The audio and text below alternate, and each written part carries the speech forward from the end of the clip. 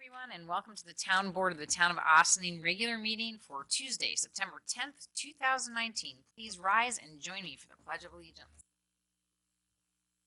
Pledge allegiance, flag, United States of America. Republic. God.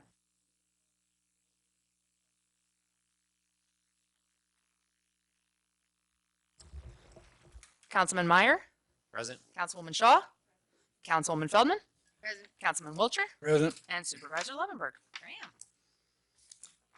Okay, so this evening we are going to begin with a public hearing on local law number 7 of 2019, amendments to chapter 74 of the town code entitled Dogs to regulate registration for and use of the town's dog parks.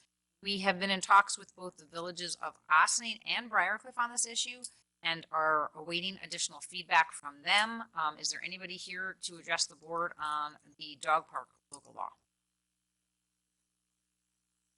Going once, going twice, gone. Okay. Do I have a motion to adjourn this public hearing until September 24th? We're not going to close it because we're still waiting for additional feedback. You want to just continue it 2 weeks? Yes. Okay. Oh, did you want to? No, a little bit longer. We had previously discussed possibly putting it over 4 weeks, but I mean, fine. it can't hurt, you know, if Okay. anything else, like Okay. just adjourn it again. Okay, we'll adjourn it to the 24th, and if need be, we will adjourn it for another 2 weeks. Okay, all those in favor? Aye. Opposed? Okay. Next up, local law number 8 of 2019, amendments to chapter 180 of the town code entitled Taxation to implement the solar energy system pilot or payment in lieu of taxes law of the town of Ossining. Have a new version of this law tonight. Council Donna, would you care to bring us up to date on this before we open it up for public comment? So at your last legislative session, there was a public hearing followed by a work session where the board discussed comments that had been previously made as well as input that had been received from NYSERDA regarding those comments and situations. And so what I did was I tried to amend it to incorporate the guidance that I received from the board. The 4 issues were, I guess, most directly that solar energy systems with a capacity of less than 1 megawatt are exempt from the requirement of a pilot. So I added that into section 5 in the section that talks about the exemptions, because before it wasn't really as clear. It was just in the calculations. So just to make that perfectly clear. And then in subsection 5, it talks about if there's a solar energy system that is initially below 1 megawatt, but then due to subsequent improvements or additional solar energy equipment on the property, the aggregate of all of that equipment and systems on the property exceeds the 1 megawatt threshold, then a pilot will be required. And so that's set forth in subsection 5. And that's also incorporated into the definition of solar energy system in the definition section, which is section 4. So those were 2 of the items that had come up. And in the definition, there's an added sentence: for the purpose of calculating capacity, solar energy systems shall include the aggregate of all solar energy equipment and solar energy systems on the property. And solar energy equipment is also a defined term.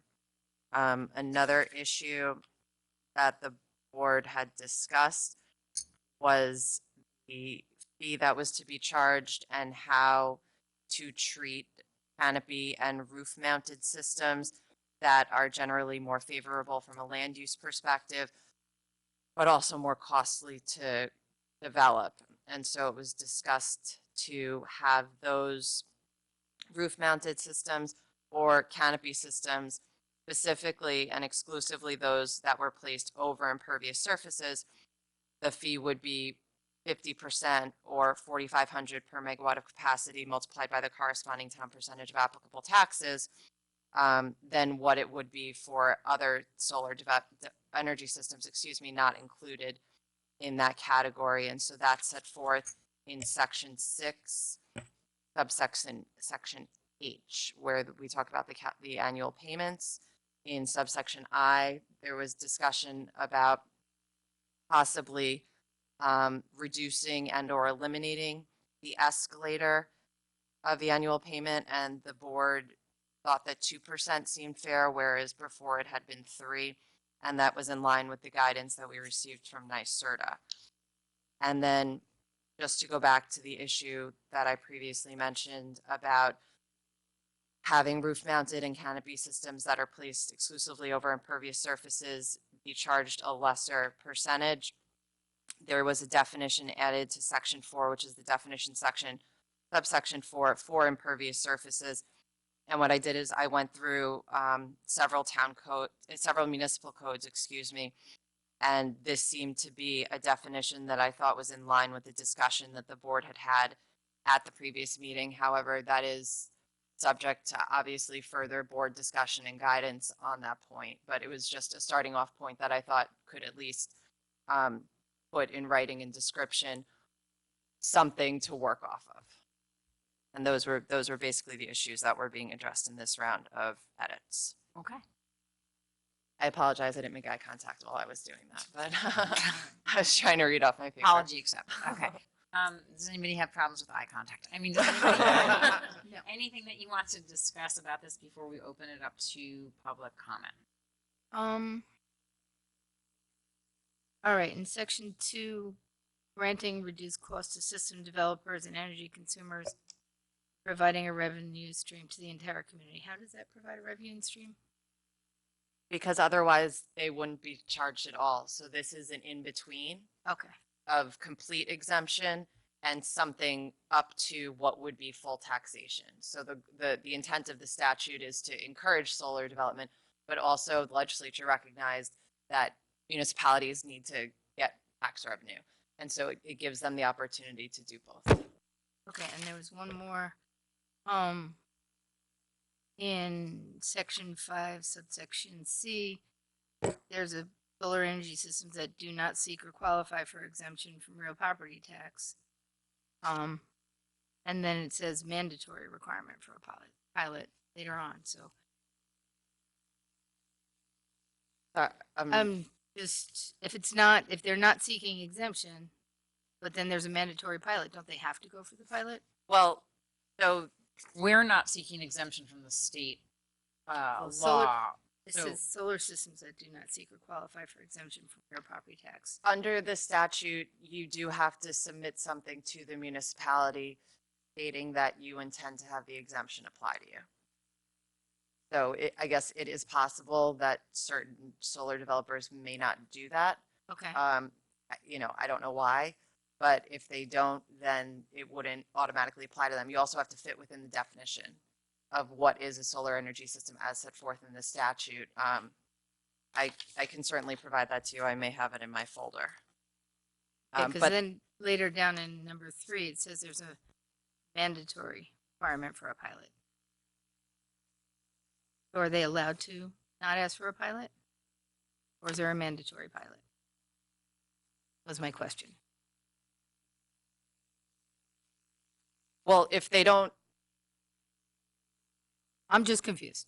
no, I'm not sure I'm following what the confusion is. So All right. is it, So in 1C, it says there are systems that do not seek or qualify for exemption from real property taxes. right? Okay, but So if in they- so if they're- subsection, but in the third one, it says all of them of the mandatory requirement for a pilot. So if you're not in this, then it's not going to apply to you. And maybe, and the reason for that, believe differs depending upon A, B, and C. For A and B, it looks like you're still exempt. You're just not being charged a pilot. Whereas C, if you're not, you don't have the exemption to begin with, so you're being taxed at full value. Okay, So anyone who doesn't fall within one of those 3 categories is basically anyone that's in the middle. Anyone that isn't getting taxed at full value or isn't fully exempt. And those Okay. are the people where the mandatory pilot agreement where they. okay, so pilot some of them agreement- could be taxed at full value then. Yeah. Okay, that was my question. But so the presumption is that there will be the exemption. And municipalities do have the opportunity to opt out entirely if they want to. My understanding is that the town did not want to and instead wanted to pursue the pilot to kind of encourage solar development while also gaining some level of revenue. All right. A lot of this is from the template that was provided by NYSERDA. So certainly the language can be adjusted to be clearer if you don't think it is. So I can certainly take another look at that and see if there's a way to make that clearer, because, you know, if it's not clear to you, it may not be clear to others. Okay, thank you. I have a question. Is this for private or just towns and villages? It's for private property. In terms of development, Development is private property. Because from what I can see here, you need an attorney to do this. Well, I mean, because if you're building your solar system, it's gonna be pretty big. You're gonna have an attorney. you're going through land use approvals. Yeah.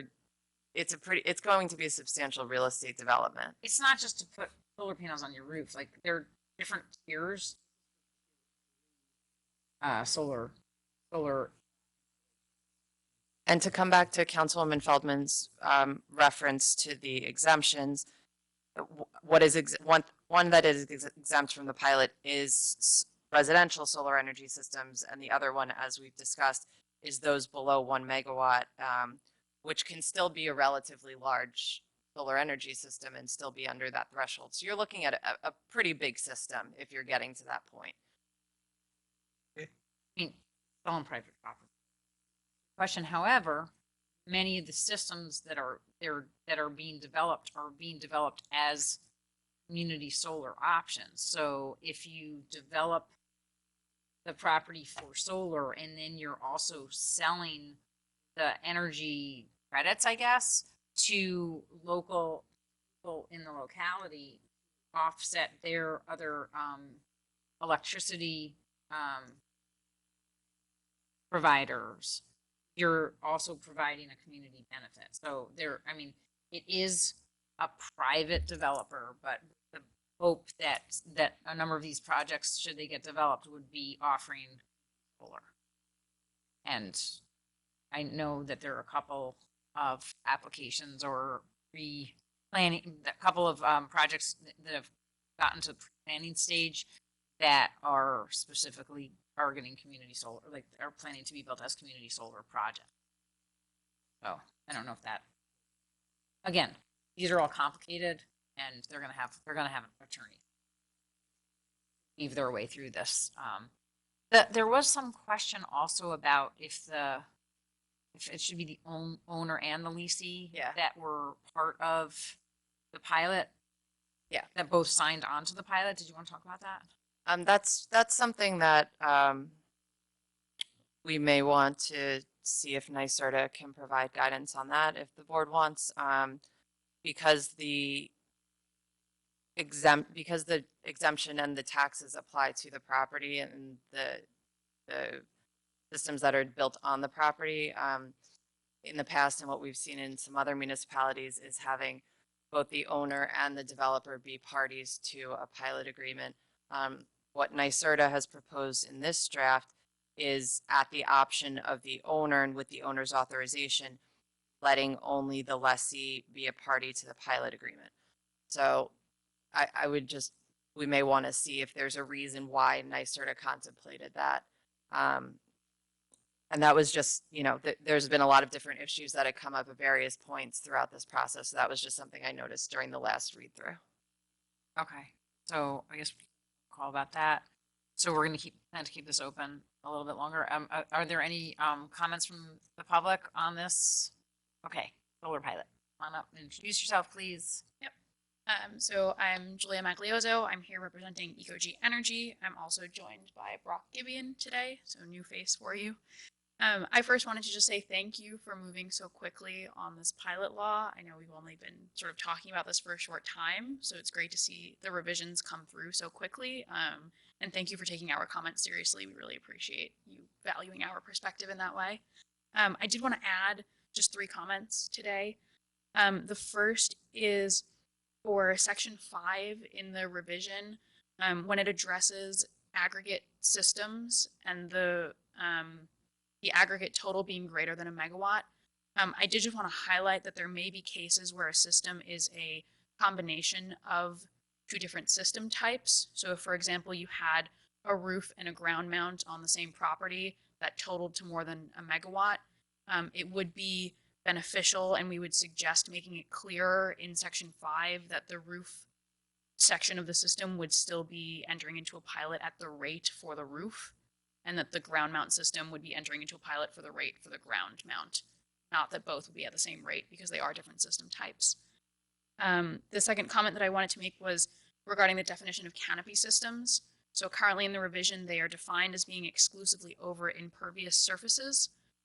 But we do find that definition a bit restrictive, simply because there may be cases in which a parking lot is a pervious surface, in which case the canopy would still be considered. So we would recommend adding to that definition to say over impervious surfaces or over lots used primarily for parking spaces or something to that effect. And just to clarify that, the New York Sun program for Con Edison territory defines parking lot canopies as simply elevated above parking lots or added to the top deck of a parking garage structure. So I would urge the board to consider adding that into the definition of canopies.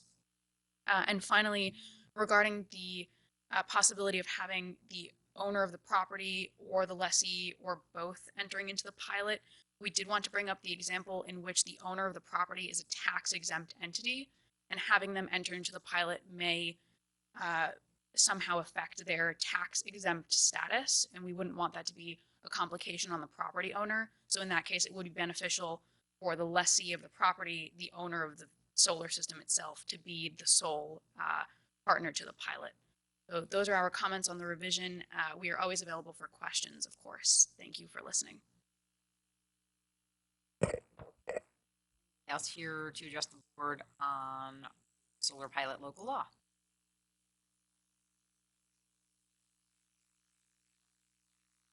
So as far as the comment about the impervious, that was something that seemed important to the board, that it only be impervious surfaces. So if anyone has some thoughts on that, or if you want to think about it, and we can. Yeah, I'll think about it. I actually think it makes sense because I was thinking about the issue of having parking lots that are, I mean, a lot of times now people are building parking, parking lots with good drainage or porous pavers. Porous pavers could be considered impervious surfaces. I mean, pervious surfaces.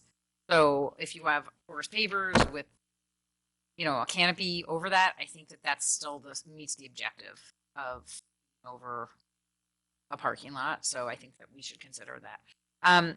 But the other thing I just wanted to say about if the owner of the property is not for profit, but there is a part of the property that is now going to be used, quote unquote, for profit, that part of the property actually is no longer subject to not for profit, is not non-taxable anymore. It is theoretically taxable, except for if it's solar installation, in which case it's not taxable unless there's a pilot in place. So I don't think it matters, just to that point. And we have had discussions with the assessor about this. Right. So we can specific issue. continue to look into that, but I don't think that should have any bearing on the non-taxable status of the remainder of the property for a entity that was otherwise not for profit or non-taxable. Just 2 cents. Anybody else have anything on this? For us, I don't think the focus was necessarily pervious or impervious. It was more, is it a cleared space as opposed to a space with trees? So the pervious, impervious. Right. I think if it's a parking structure Right. already, right? I think that's It's a primary gets parking lot. primarily used to be parking, then I think that still meets the tension of the board. Okay. So with that, let's take a motion to adjourn this public hearing until September 4th. All those in favor? Aye. Opposed? Fantastic. Okay, so we have some announcements. First off, I hope that everyone will join us tomorrow night, Wednesday, September 11th at 7 p.m. for our community's annual 9/11 Remembrance Ceremony at Lewis Engel Park in Ossining. It is difficult annually to reflect on the horrific events of September 11th, 2001, but also so humbling to remember the heroic actions of the many first responders from our community who served on September 11th and in the days, weeks, and months that followed, and who continue to put themselves out there every day to make sure that we are safe and protected. September 11th is considered by many to be a day of service. This year, the county has again partnered with Volunteer New York to make a variety of volunteer activities available for those who would like to help. Visit volunteernewyork.org/service to get information on how you can give back to kids, seniors, and even animals in need in our area in tribute to those that lost their lives helping others on that fateful day 18 years ago. There are still spots remaining for several projects in White Plains and in Orangeburg. Also, I just wanted to make you aware that we have the Climate Adaptive Design Studio kickoff this Friday at Ossining High School Library, and we are going to be meeting with a number of stakeholders from different organizations that Cornell has worked with us to put together for the studio. We've already had one meeting to get to know some of the students at Cornell that are mostly third-year landscape architecture students, and they're going to be taking a look at the village and town of Ossining and specifically waterfront to come up with suggestions for climate adaptive designs. So we're looking very much forward to this project to work with the students to come up with, to see what they can come up with for Ossining. Also, we have started some information gathering for our comprehensive plan. We know that the village of Ossining is also working on their comprehensive plan. So we have been trying to partner with the village to gather information that will lend itself to making sure that we both make the most of the opportunity that we are embarking on comprehensive plan work at the same time as one another and take advantage of any synergies that we can. We had an opportunity, I think I mentioned already a couple of weeks ago, to visit New Rochelle, who had done a lot of work on their comprehensive plan and the process that they went through. And then the other day we met with the town of Newcastle, who took a slightly different approach to their comprehensive plan, coming up with a policy setting document in it that really is their updated comp plan. And they did that after there was a lot of community input. So we look forward to getting a lot of community input in advance of any planning that goes on after that in any policy setting. And we're hoping that we will have many of you participate. There will be more information on that as we get more into the details of the contract that we have with ACE and Use Law Center for the public participation part of the grant. And again, it was a grant, the Mid-Hudson Region Economic Development Council that we won. And finally, we had our first meeting today with T-Town to talk about our food scraps collection. We also received a grant for that. We are planning to set up a site at Cedar Lane Park in the not too distant future, but before we start collecting the food scraps, we're going to have a robust education campaign, talk to people about how they collect food scraps, separate them, where to put them, what kind of containers you might want to have in your homes, and what kind of food scraps we're going to be collecting, and all that good stuff. So look forward to more information about that in the near future. We are going to be consulting with some of the communities that have already done this. Might remember from a couple of years ago, we had a presentation by Michelle and Ron from Scarsdale, who started a program in Scarsdale and have been very successful there. There are a number of other food scraps programs around the county that have started since then, and we're hoping to get their good advice on how best to roll out the program here in Ossining. And also just to remind everybody that we'll be open to all those in the town of Ossining, including all of the village of Ossining, and all of those in the village of Briarcliff are in the town of Ossining as opposed to the town of Mount Pleasant, and of course unincorporated Ossining as well.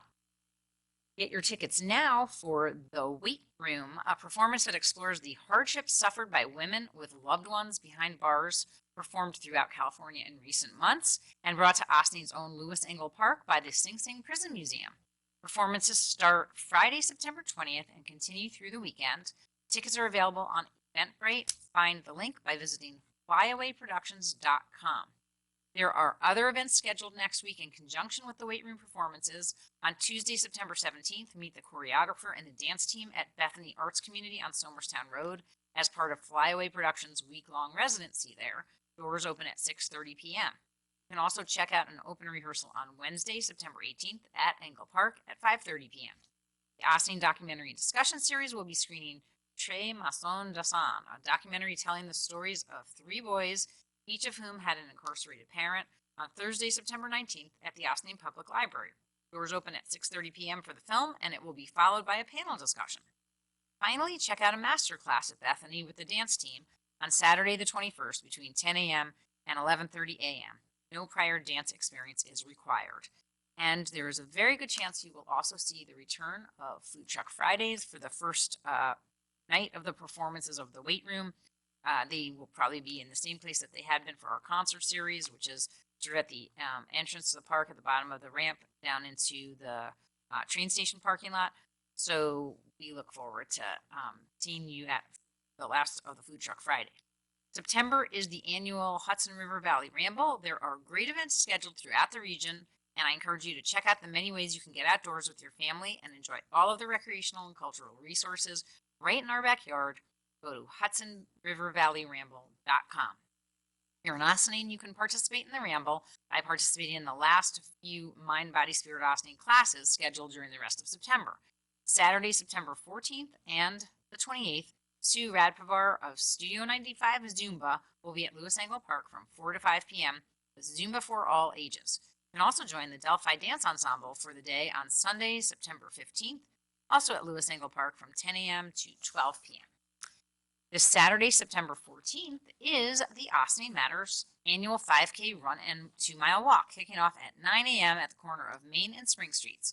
Register now at austinmatters.org. It's a great way to support Austin students, teachers, and schools that plan to run, as I have for the past many years, so I hope you will consider joining me. Ready? Walking. Walking. We got a Walking. walker. Okay. I'll be there. Okay. I'll run. All right, great. After you finish your Austin Matters 5K run or walk, I encourage you to meet Modu Cham from 511 New York Rideshare and pledge to go car-free or car-light on September 20th for Car Free Day. That's a Friday. Modu will be at the community table at the Austin Farmers Market taking pledges and sharing more information about this important initiative, in addition to all the great work his organization does on a regular basis, trying to find ways for people to reduce their single passenger vehicle use. We're also hoping Green Austin's own Kate Marshall and her husband Victor will be leading a bike ride starting at the farmers market for those of you who might be considering your two-wheeler for Car Free Day.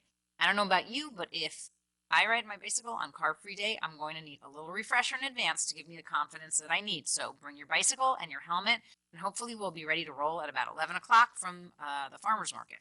Check out our website and FB page for more info. Also on Saturday, join the Austin Historic Cemeteries Conservancy for a gravestone cleaning at Historic Sparta Cemetery starting at 9 a.m. For more information, email ohcc@gmail.com or check out their Facebook page. Community service credit is also available. Do you know any girls in kindergarten through 12th grade who are interested in joining Girl Scouts? Learn more about the Austin Girl Scouts at their Jamboree on Sunday, September 15th from 1 to 4 p.m. in the Mike Risco Music parking lot. There will be lots of crafts, activities, and fun, so come see what Girl Scouting is all about.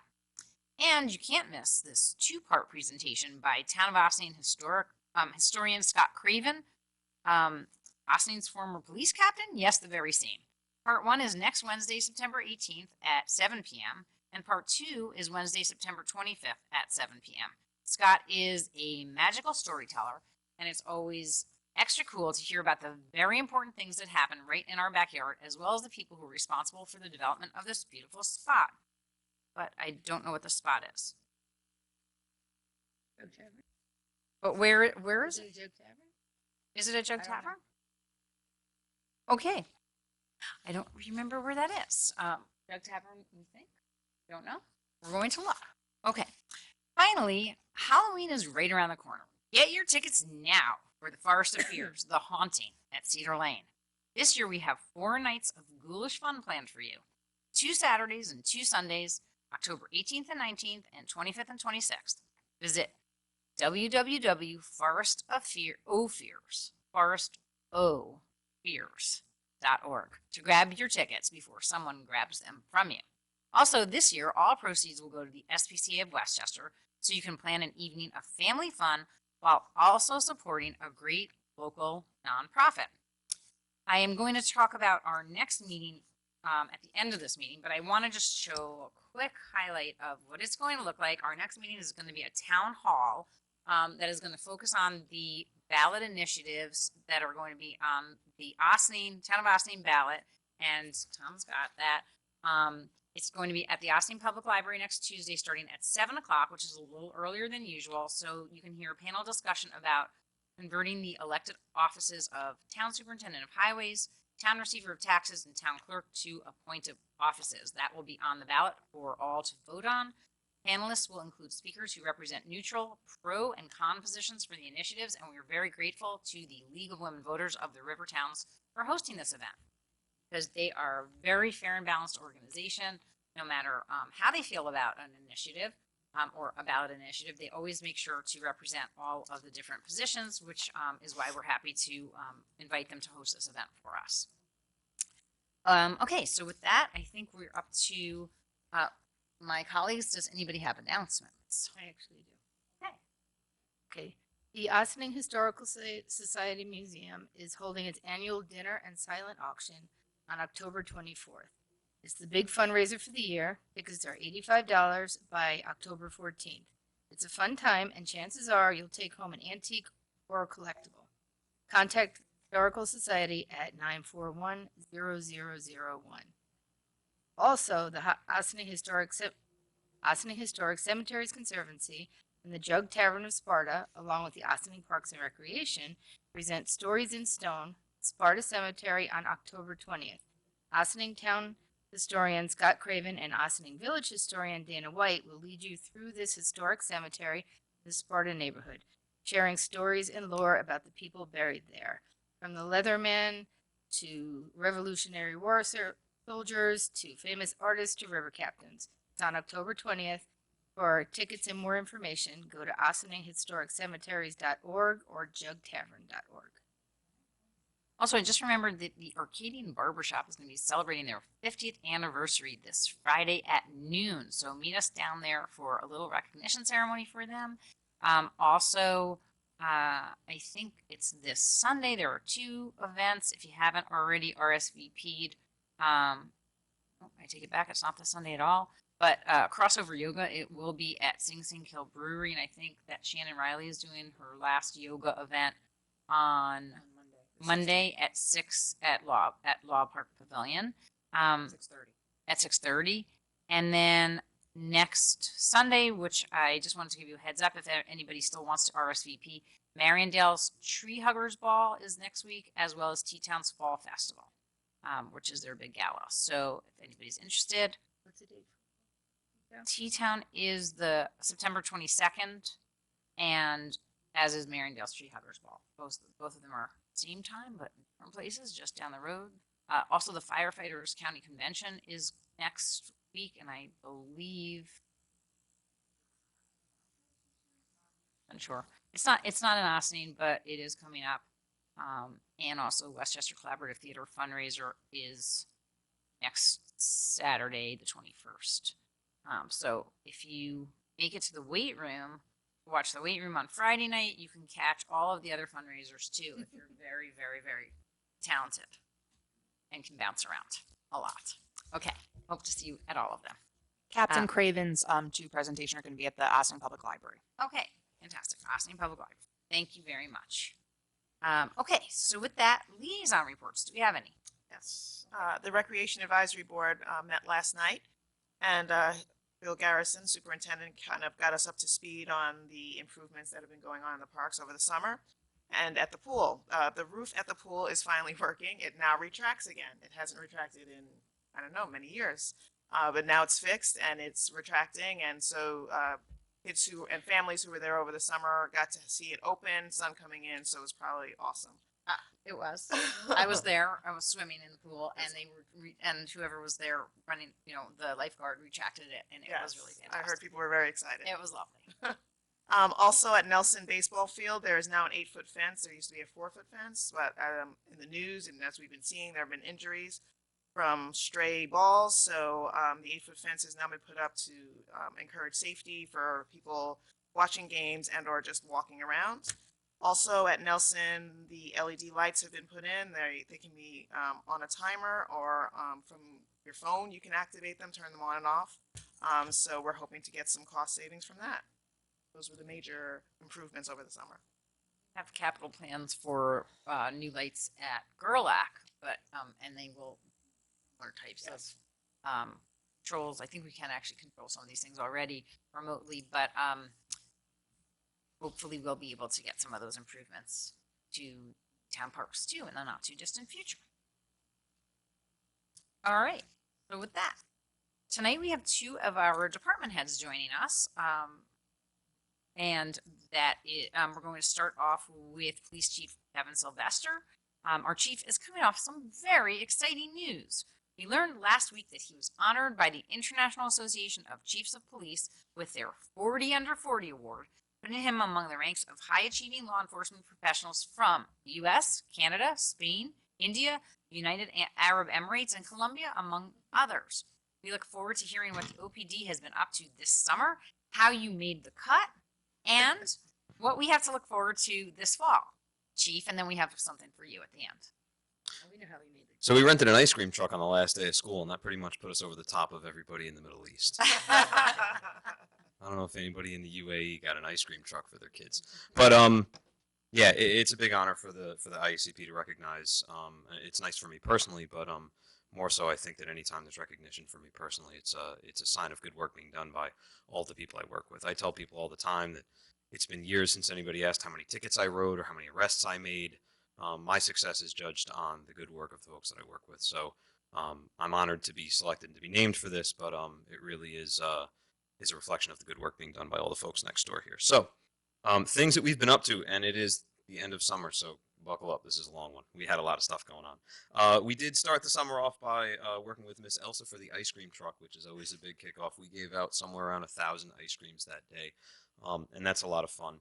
A lot of the things we're going to talk about in terms of community outreach and things, they seem like PR stunts, and sometimes we're accused of doing that. But I think people need to recognize that all of these things are, we're recognized for our social media work that we do on the computer. Things like the ice cream truck are our opportunity to take that and connect in real relationships with people, and especially in terms of building relationships with young people that are sustainable and go through life, having these positive interactions with them at times like the last day of school when kids remember. And parents have called me over the summer and said every time the ice cream truck goes by, they think it's free now, and they say the chief is here. So that's what I want to be remembered for, not the tickets I've written. But the ice cream truck is how we started out. We then followed up with car seat inspections and Touch a Truck, and we've got more of those coming up where we do a free service here in the parking lot of the police station where we inspect your car seats or install new ones. Make sure that your children are in appropriate seats, because what we find through traffic enforcement is that documented by the Governor's Traffic Safety Committee that almost 70% of people with car seats in their car are driving around with either an inappropriate seat or inappropriately installed. We had 3 movies in the park this year. Weather was our enemy this year. We canceled a lot of stuff, but still got a lot of stuff done. We did manage to squeeze in 3 movies in the park. We did Cops and Kids Kickball.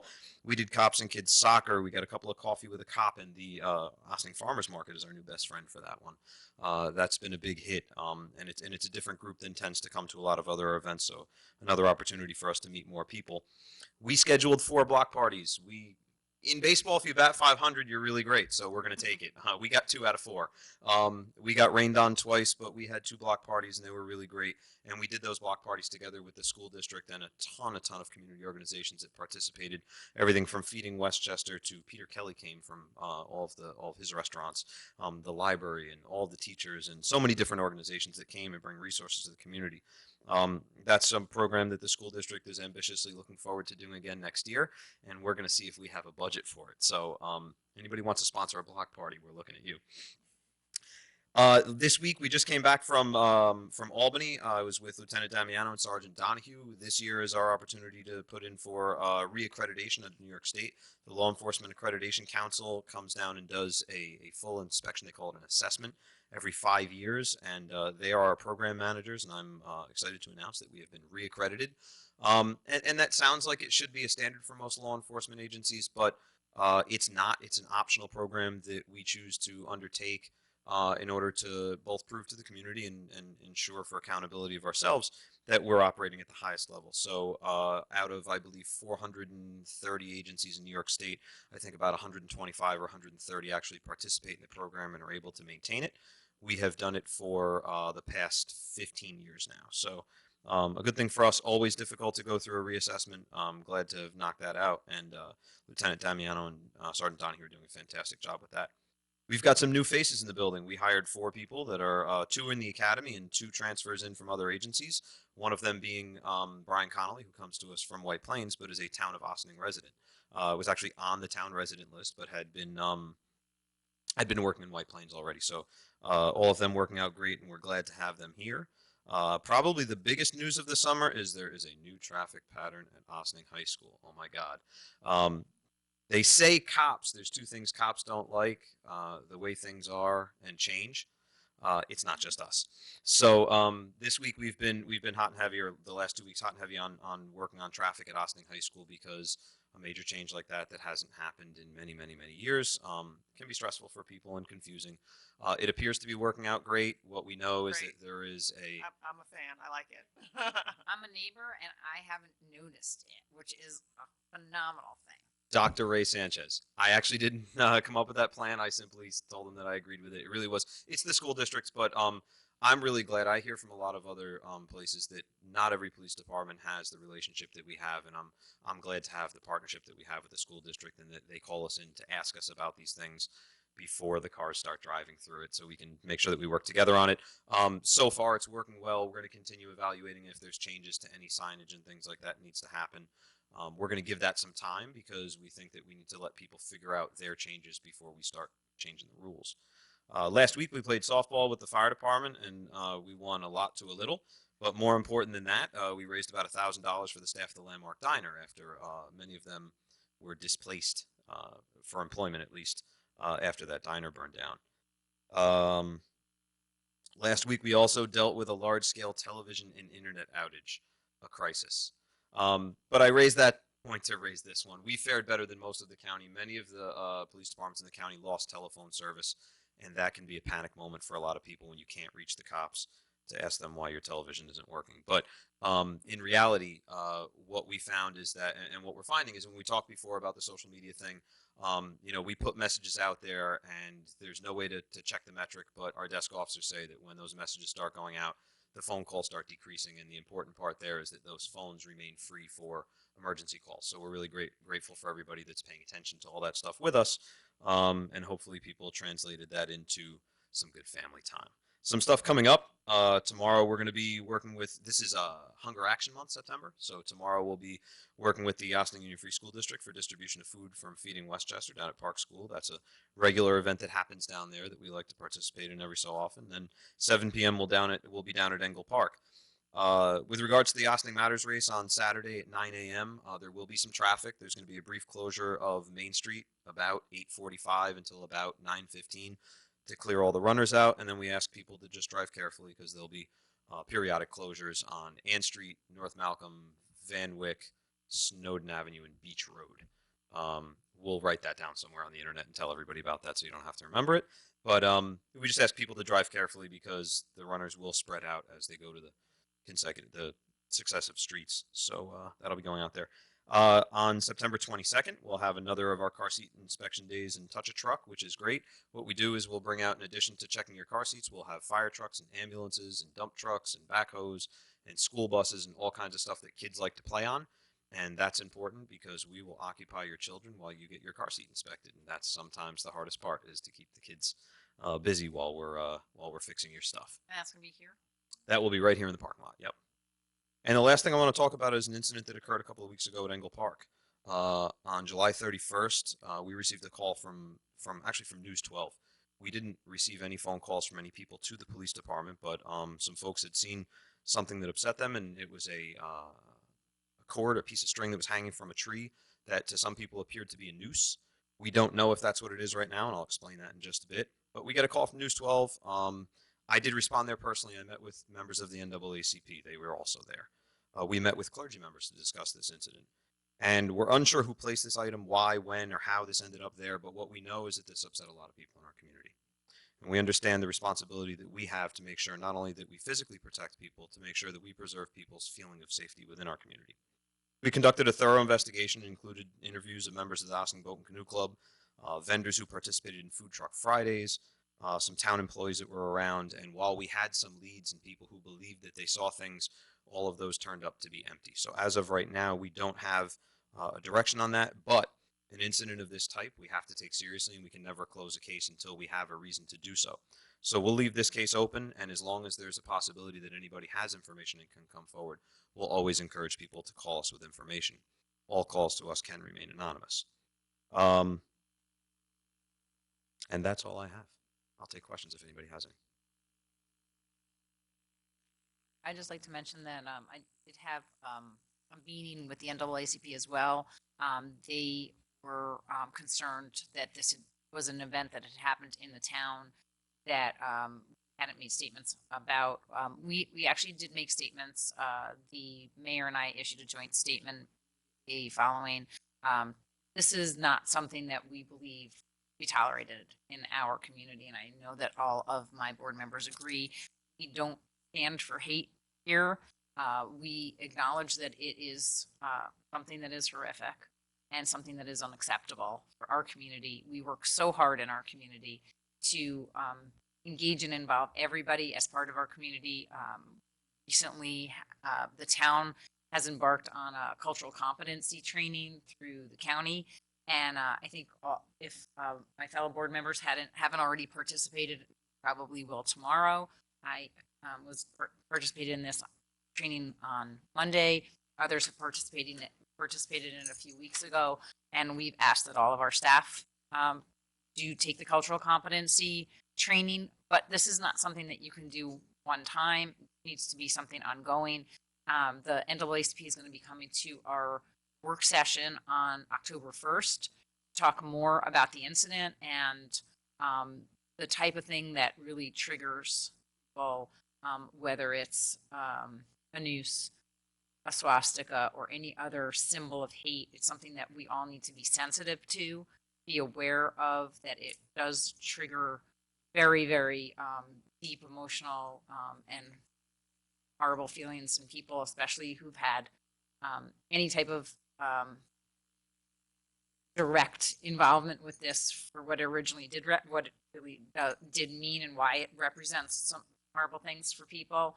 I know personally, my family was affected by the Holocaust, and I lost family members, and I know others who were affected by hate crimes that have very personal and visceral reactions. So even if there's something that looks like or it might be misconstrued, please make sure that you don't leave anything hanging around that could be misconstrued as something, a symbol of hate, whether or not it was intended to be. So we'll continue to talk about this with NAACP. We appreciate their feedback, and we'll step up as community partners to guard against hate best of our ability. Any questions for the chief?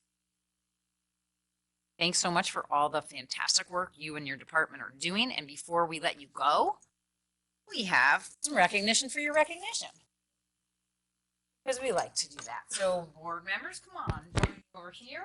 That's the chief.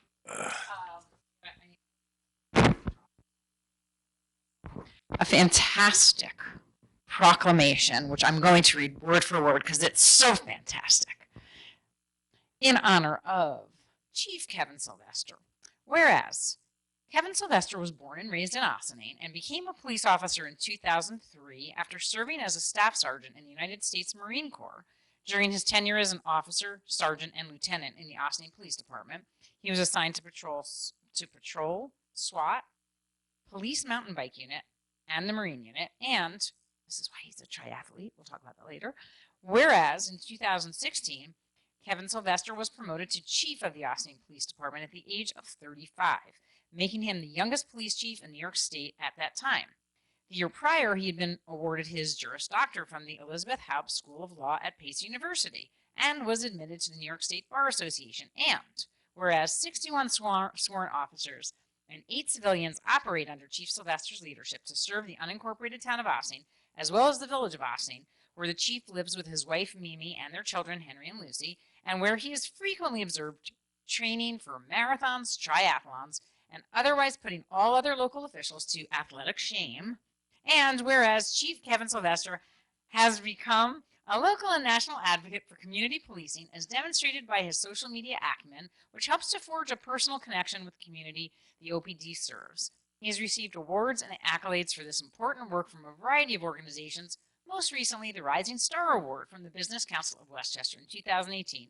And whereas, in addition to his many skills of service to the Ossining community, Chief Kevin Sylvester also shares his skills and knowledge with students at Pace University, where he serves as an adjunct criminal justice professor and sits on the board of the New York State Association of Chiefs of Police, where he was recently named second vice president.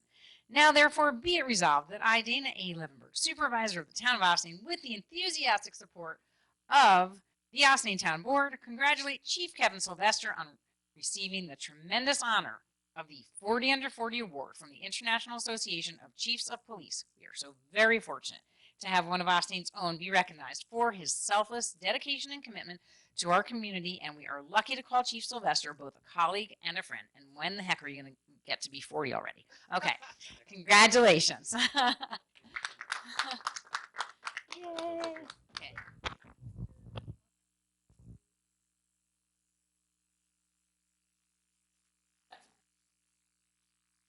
Congratulations, Chief. We really are so proud. Thanks.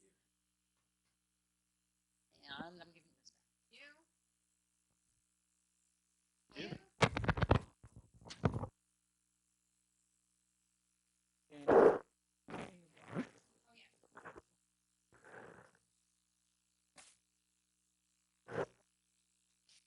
Backing 'em up. Back him in his attic. Exactly.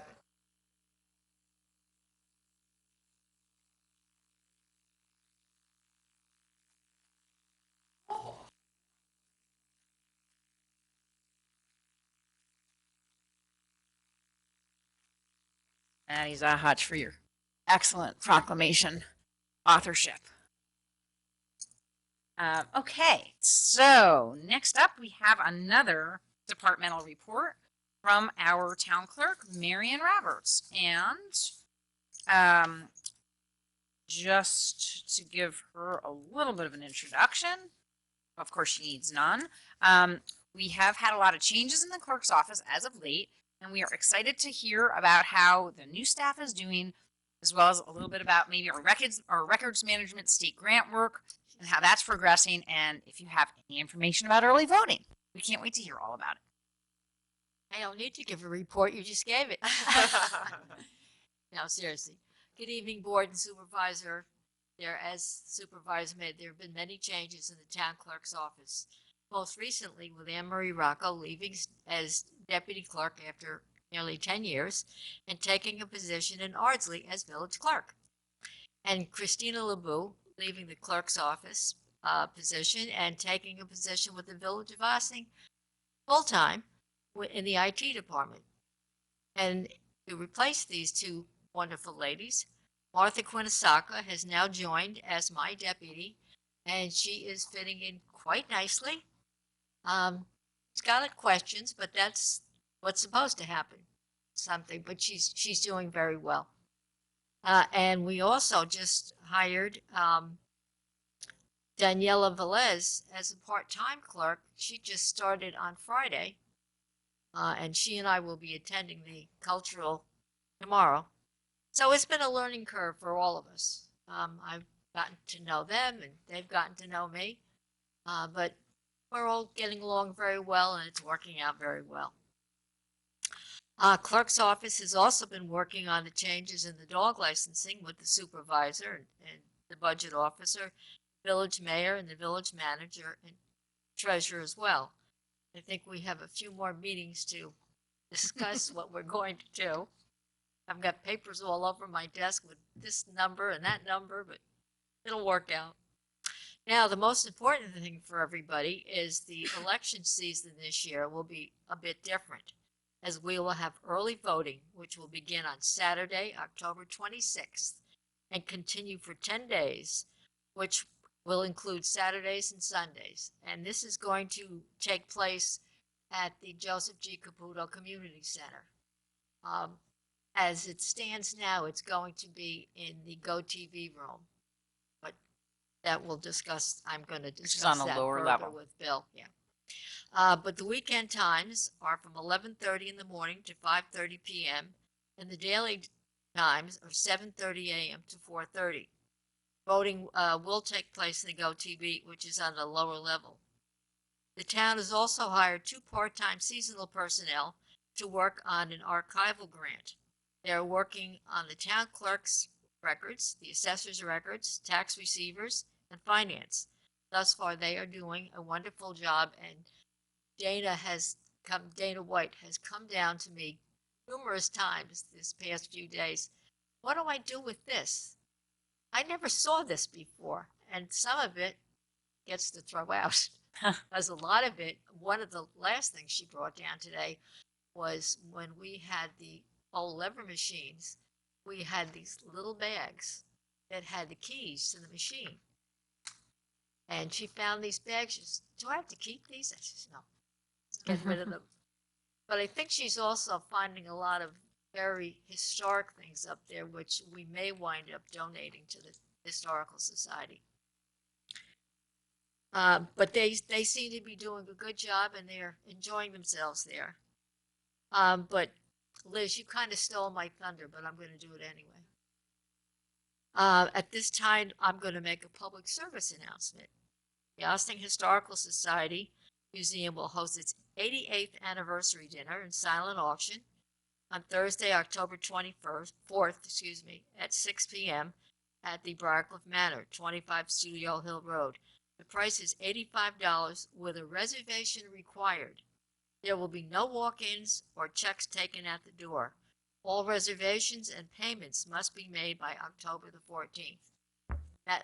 Yes, your reservation, was, we had a meeting last night and your reservation handed in. Duly noted. Thank So you.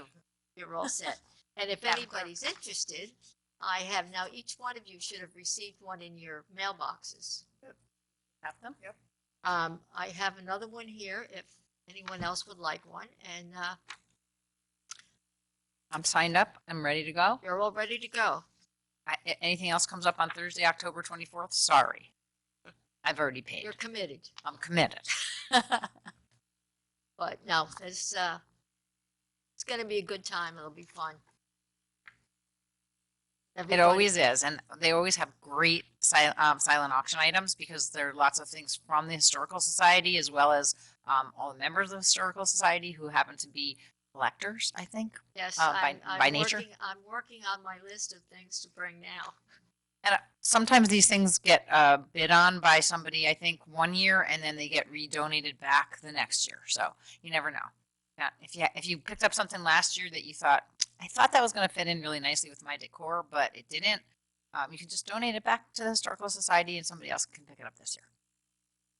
Sounds good. But so everybody's welcome, but please make your reservations early. It is a Thursday night And that's it. in the town of Boston.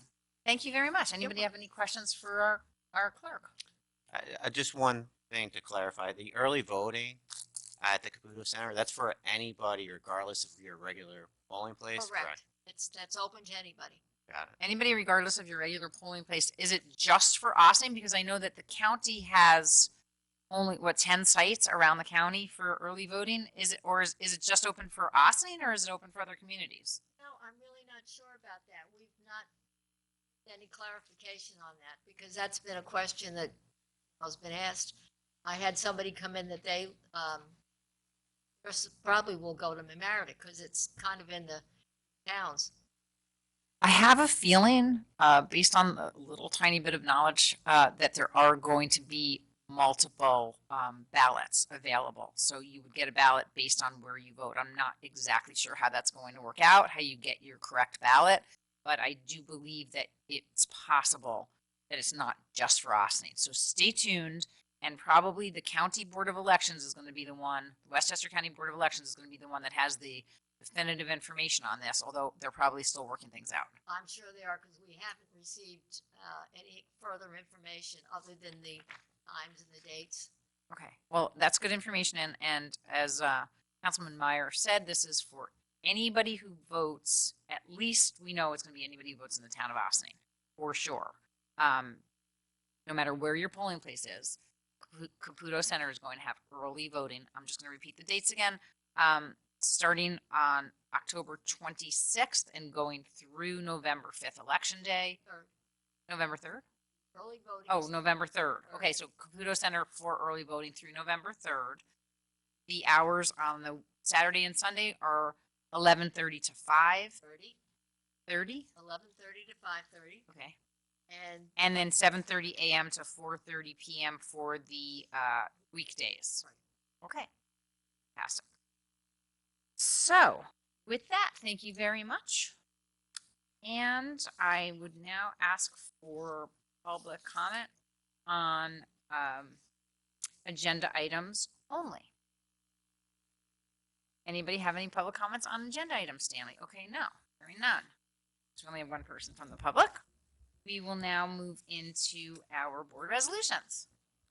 Resolution A, approval of minutes, regular meeting, August 27th, 2019. Resolved that the town board of the town of Austining hereby approves the August 27th, 2019 minutes of the special meeting as presented. Do I have a motion? So moved. Okay. Yeah. Okay. All those in favor? Oh, Aye. Marion, Abstention? hang around Oh, for you're just- right. I'm sorry. you hang around for just a minute? Abstain. Question. Thank you. Okay, so we have all those in favor. We had ayes across the board except for One Councilman abstention. Meyer, one Abstention. abstention. Okay. Got it. Okay. All right.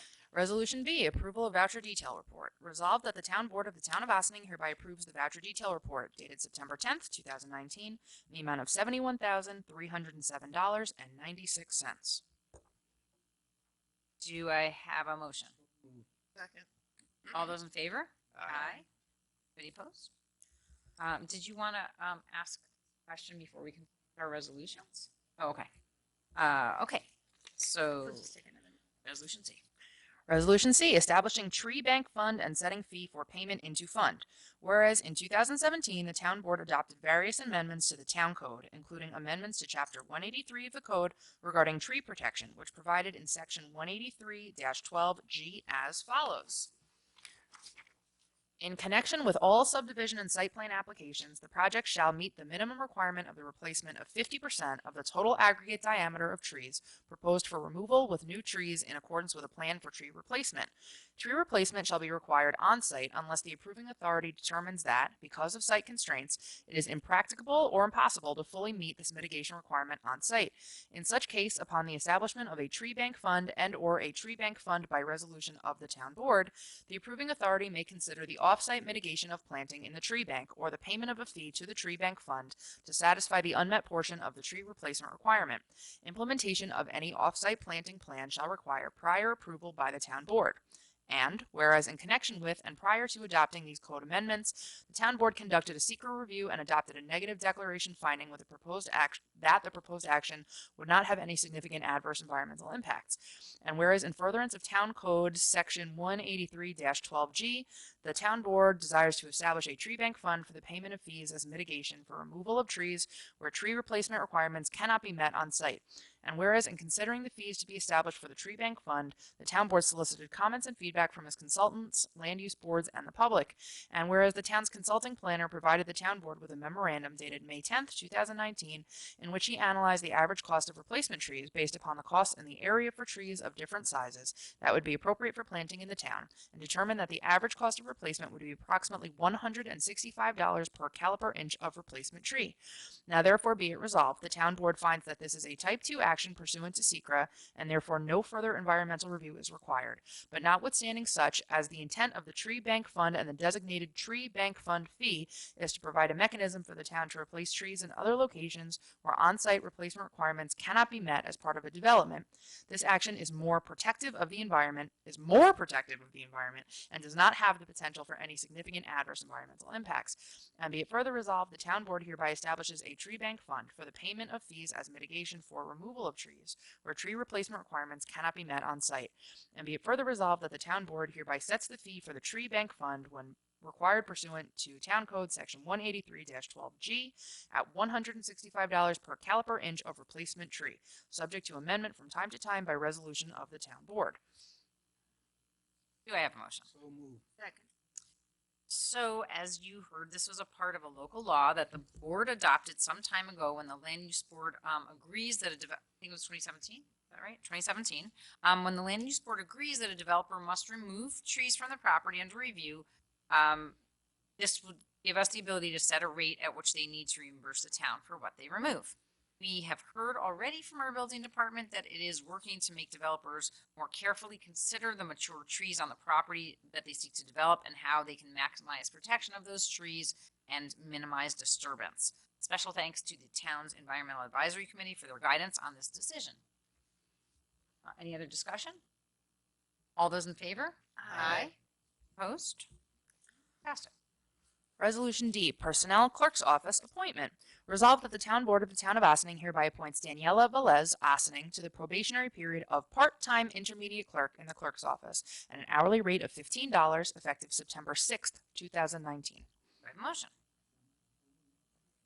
So as mentioned, we've had a bit of turnover in the clerk's office this year. As you've heard, when our deputy clerk, Anne-Marie Rocco, accepted a new position in Ardsley, and part-time intermediate clerk, Christina LeBou, was hired full-time by the Village of Ossining, we were left with some big shoes to fill.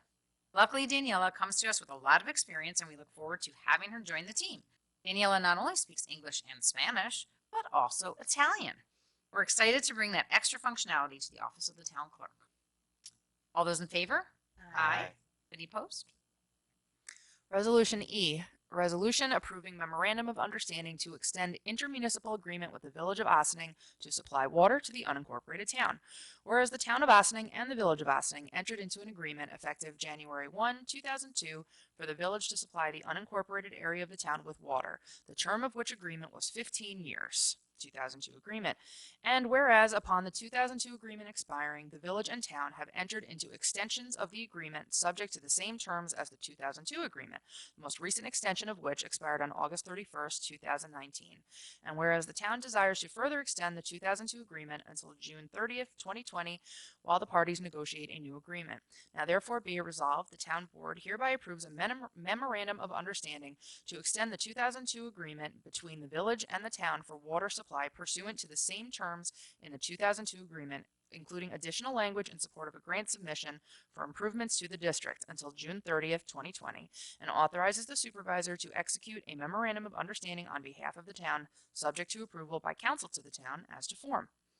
Do I have a motion? So moved. So the village is in the process of applying for additional grant money for the water treatment plant. Even though we continue to operate under our old IMA, we wanted to make sure we codified it and extended it, obviously, to help with the grant application. We had extended this agreement under the same terms as before earlier this summer. This is another rollover to buy us some more time to think about new language for moving forward after 2020. All those in favor? Aye. Any opposed? We have no correspondence to be received and filed. Monthly reports, town tax receiver, town highway department, town supervisor, and Dale Cemetery. Do I have a motion? Second. All those in favor? Aye. Opposed? Okay, with that, visitor recognition. Is there any? Visitor recognition? Okay.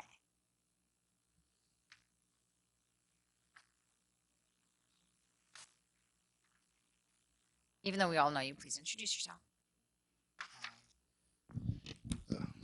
Good evening, everyone.